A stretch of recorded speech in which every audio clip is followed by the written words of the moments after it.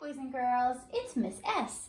So today we're gonna read a book called Flat Stanley and the Very Big Cookie. Now, this is the character Flat Stanley, and this character has been around for a very long time. So, the character of Flat Stanley was created by the author Jeff Brown, and for this story that we're reading, Lori Haskins Huron was also one of the authors. The pictures are by Mackie Pemberton. So let's read our book, Flat Stanley and the Very Big Cookie. Stanley Lambchop lived with his mother and father and his little brother Arthur. Stanley was 4 feet tall, about a foot wide, and half an inch thick. He had been flat ever since a bulletin board fell on him. So Stanley was a little boy, and then a bulletin board, like the big boards we have at school, fell on him, and now he's flat, more like a pancake. So boys and girls, this isn't real. We're just using our imagination here, but it's kind of a fun adventure. So let's see what happened. People in Stanley's town liked having a flat boy around, especially since Stanley was always willing to lend a hand, or even a whole arm. He helped the librarian reach books that slipped under the stacks. He helped the dentist smooth out the new wallpaper in his office. And when the baker was busy, Stanley helped him frost cake. But one day, Stanley and Arthur went to Pete's Sweets and found that the baker wasn't busy at all. "What's wrong?" asked Stanley. "It's the baker in the next town," said Pete. "He's taken away all of my business." "But how?" Stanley asked. "What does he have that you don't?" "2 words," Pete said. "Cake pops." "Oh, cake pops, yummy," said Arthur. Stanley elbowed his brother. "What?" Arthur said. "They are." "It's true," said Pete glumly. "They are yummy." "So why don't you bake them too?" suggested Stanley. "I never copy another baker," said Pete. "I'm the one with the big ideas. The tart trend? I started that. The cupcake craze? Me again." Then Pete held up a flyer. "This is my chance to get back my customers," said Pete. "I have to think of the next big idea by Saturday." He threw his hands in the air. A cloud of flour flew up. "If I don't, my bakery is doomed."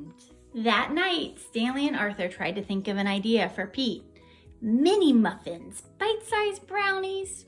Everything had been done before. "How about a nice coconut macaroon?" suggested Mrs. Lambchop. The boys didn't know what a macaroon was, but it didn't sound like anything that could beat a cake pop. And you can also see in the picture that Stanley and Arthur are brainstorming just like we would do in class, where they would draw pictures or come up with ideas. The next day was Friday. Stanley and Arthur stopped by the bakery after school. It was a mess.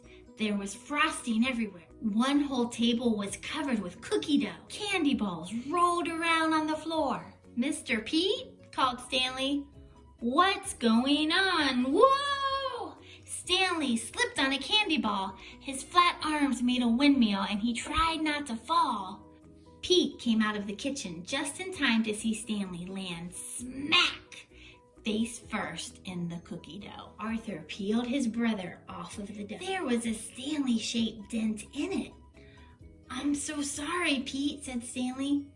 But Pete was staring at the dent with a strange smile on his face. "The next big idea," he said. "It's big." Pete started racing around the bakery.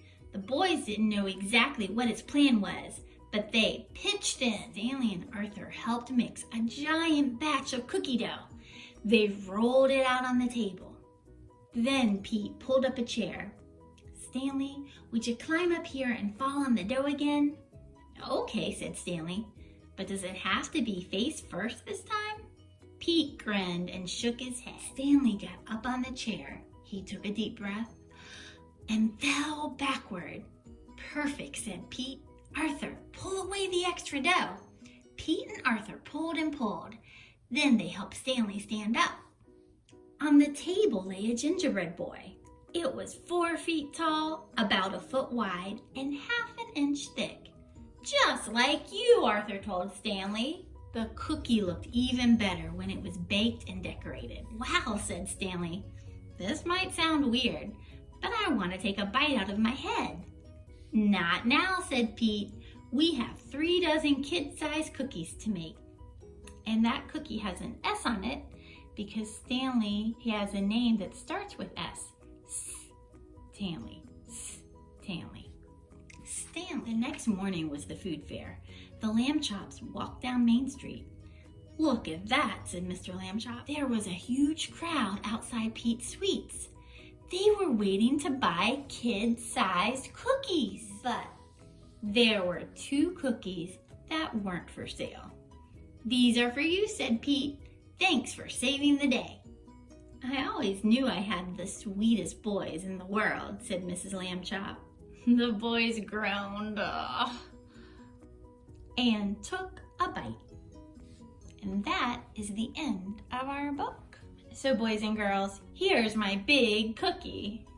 It's definitely not as big as the cookies in the story, and it probably wouldn't taste very good. I used cardboard and sprinkles, but the way they are similar or the same is that this cookie is very flat, just like Flat Stanley and the cookies they made in the book. So you know what happens when we read a book? We get to ring the bell. We read a book. We read a book. So boys and girls, I love you. I love you more than bells, and I love you more than cookies. And instead of eating that silly cookie made out of cardboard and sprinkles, I think this would be a better cookie. What do you think? All right, boys and girls, and I'll see you next time. Bye.